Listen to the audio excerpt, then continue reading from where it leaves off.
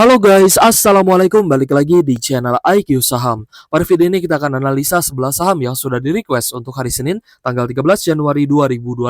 Tapi sebelumnya disclaimer on, ini bukan ajakan jual beli saham karena semua keputusan investasi di tangan masing-masing. So sudah banyak teman-teman investor yang merequest sahamnya di kolom komentar. Jadi untuk teman-teman yang juga mau merequest, silahkan feel free ya untuk tulis saja di kolom komentar. Dan lebih lengkap lagi teman-teman silahkan tuliskan average harga ataupun persentase floating loss-nya seperti itu. Oke, jadi langsung saja ya kita akan analisa sahamnya satu persatu.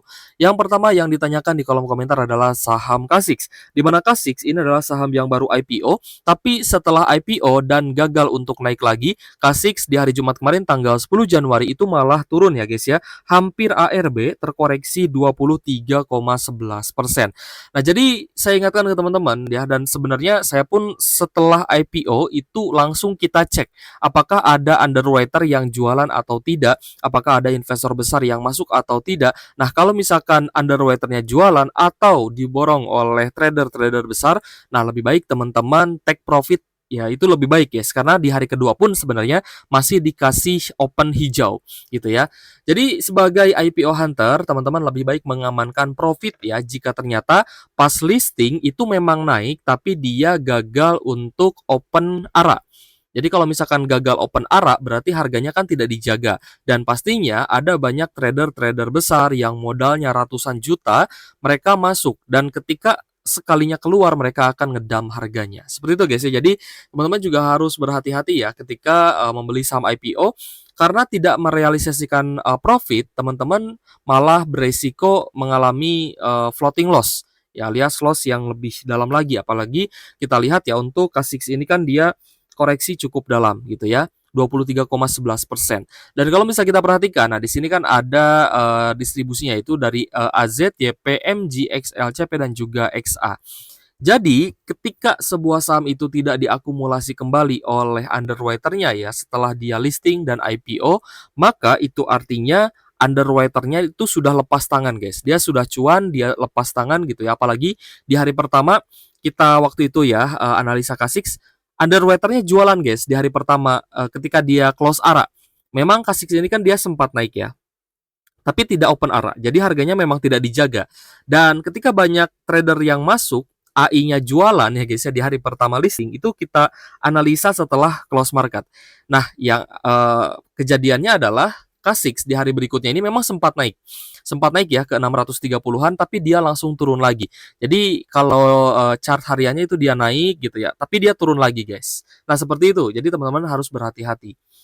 Lalu ada juga yang bertanya terkait dengan HGII. Nah, untuk HGII ini sebenarnya mirip ya dengan Kasix, tapi karena dia ada isu di akuisisi ya oleh perusahaan Jepang, karena ini kan bisnis EBIT ya, sempat turun ya HGII di hari Jumat kemarin itu sampai di area low-nya di 163 164 ya, 163 164 rupiah per saham, dan dia naik lagi. Jadi ketika open market dia langsung turun ya kemarin ke area low, lalu dia mulai naik lagi dan kita lihat mungkin ya masih ada peluang nih untuk di HGII bisa kembali rebound.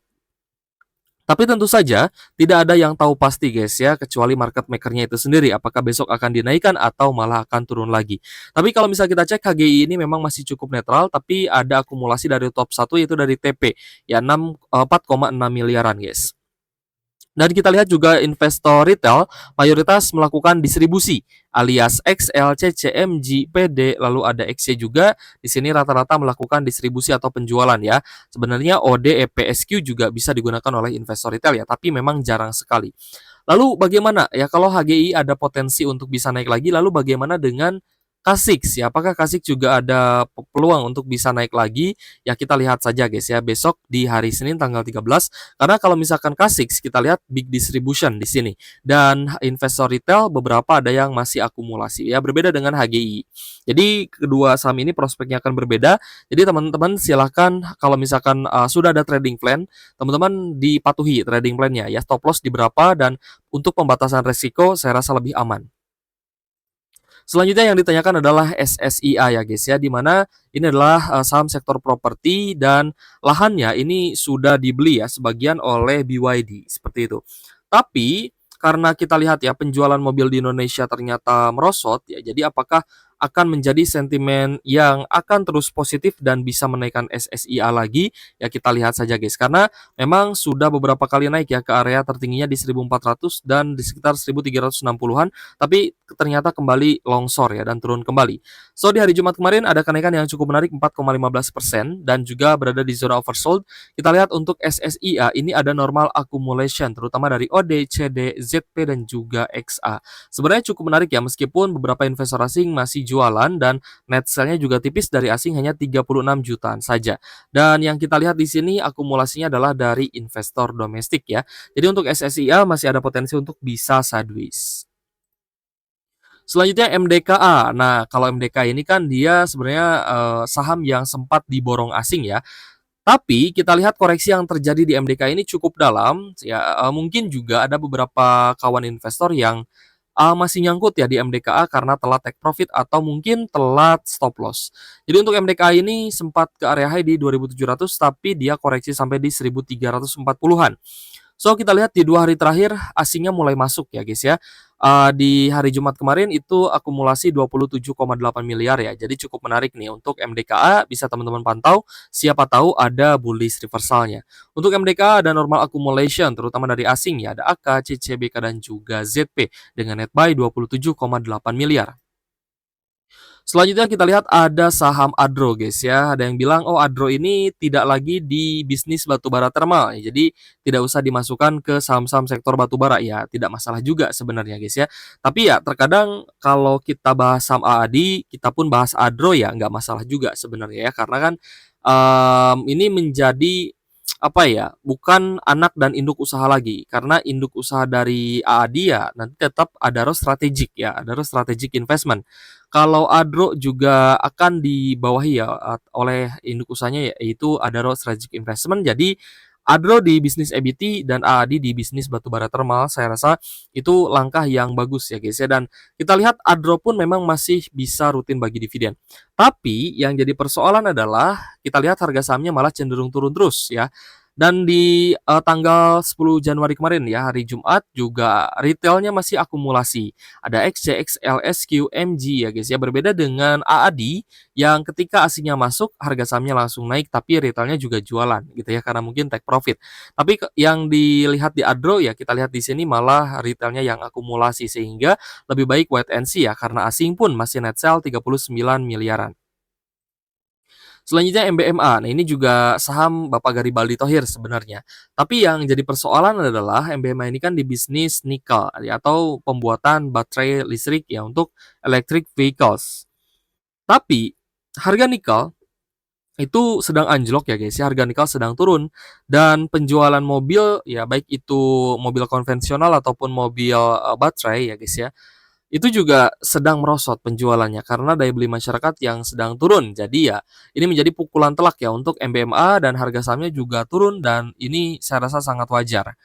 Karena investor itu sangat melihat prospek di masa depan guys ya. Kalau misalkan prospek ke depannya masih kurang bagus, ya otomatis banyak investor yang jualan. Untuk MBMA di hari Jumat kemarin ya, tanggal 10 Januari ada distribusi terutama dari YUXCGRNI dan juga EP.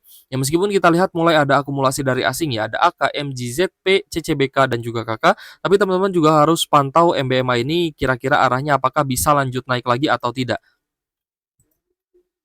Aduh sorry guys.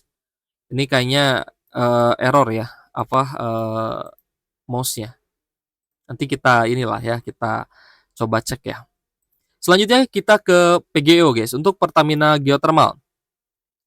Kita lihat di hari Jumat kemarin ya, masih cukup sideways di Rp900 per saham. Dan kita lihat ya, yang akumulasinya beberapa adalah investor retail. Ada XL, OD, YP, lalu ada GR ya, dan juga XC.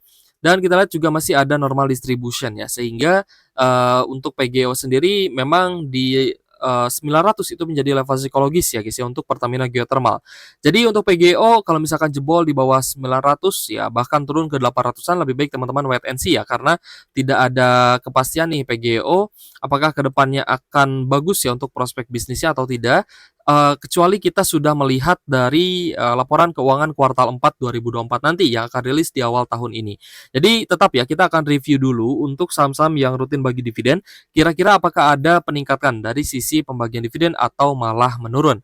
Jadi PGO ini kan dia masih rutin bagi dividen, jadi teman-teman tinggal tunggu saja reversalnya karena sudah mendekati zona oversold, tapi kemungkinan besar kita masih akan tetap wait and see ya, karena prospek dari saham-saham big banks ya alias perbankan juga masih di zona merah atau di zona bawah. Selanjutnya adalah BNLI guys ya. BNLI ini dia adalah bank second liner yang kita lihat juga sempat turun ya dari 1450-an koreksi sampai di 920-an. Untuk BNLI sendiri hari Jumat kemarin ada kenaikan yang cukup menarik 4,9% ya, close di Rp1.070 per saham, dan kita lihat ada accumulation terutama dari ZP 1,4 miliar dan menjadi stop buyer ya, dan menjadi top buyer di BNLI. Sedangkan investor retailnya melakukan distribusi ya, ada XC, XL, SQ, CCPD. Nah, saya nggak tahu ini apakah cut loss atau tidak. Tapi biasanya kalau misalkan investor retail sudah banyak yang jualan, ya apalagi banyak yang cut loss, maka ya otomatis harga sahamnya juga akan sangat ringan dinaikkan lagi. Selanjutnya adalah saham ISAT guys ya. Untuk saham Indosat ya, kita lihat cukup sideways di 2.380-an untuk closing kemarin dengan koreksi 0,4%. Kita cek ternyata ada normal accumulation terutama dari investor domestik ya. Ada YU, AZ, NIKI dan juga BB. Jadi untuk ISAT sebenarnya cukup menarik untuk teman-teman yang mau nge-swing ya, karena secara pembagian dividen ISAT ini saya rasa tidak terlalu besar. Jadi lebih baik teman-teman cari cuan dari capital gain, karena ISAT dari pergerakan harga sahamnya ini cukup menarik untuk nge-swing. Selanjutnya saham TAPG yang juga di-request di kolom komentar. Kita lihat TAPG masih mampu bertahan ya di atas MA 150-nya. So untuk TAPG kita lihat cukup netral. Ada akumulasi dari CC, AKLG dan juga YP, tapi beberapa investor asing masih jualan seperti ZP dan juga BK. Selanjutnya adalah saham LSIP, di mana LSIP sudah breakdown ya di bawah support MA 150. Jadi artinya kita lebih baik wait and see ya untuk LSIP-nya. Karena untuk produksi biodiesel ya guys ya, itu katanya akan ditunda. Jadi teman-teman tunggu kabar baiknya dulu ya. Untuk LSIP sendiri kita lihat ada normal accumulation ya dari top 3 yaitu dari YP, KKDH, dan investor asing masih ada net sell 788 jutaan. So saham-saham yang tadi sudah kita bahas memang cukup menarik guys ya, meskipun juga ini adalah saham yang di-request oleh teman-teman di kolom komentar, tapi semoga bermanfaat ya untuk teman-teman. Karena beberapa saham memang mengalami koreksi yang cukup dalam, jadi ya patut kita analisa guys, karena eee, kita juga memastikan ya bahwa teman-teman itu punya trading plan gitu ya. Kecuali mau invest jangka panjang, yang artinya yang harus kalian perhatikan itu adalah besaran dividen dan juga prospek di masa depan. Apakah perusahaan tersebut akan sustain atau tidak? Karena kan kita mengetahui ya bahwa daya beli masyarakat ini sedang turun, pastinya penjualan sektor retail dan lainnya itu akan terdampak ya. Sehingga kita tidak boleh asal nih ya mengambil saham untuk investasi. Kita tidak boleh asal beli saham, yang harus kita apa ya, ibaratnya kita pilih-pilih dulu ya. Kita pilah-pilah dulu saham mana nih yang fundamentalnya bagus dan berpotensi bagi dividen rutin, apalagi dividennya jumbo. Oke guys, terima kasih sudah menonton ya. Thank you for watching. See you on the next video. Wassalamualaikum warahmatullahi wabarakatuh.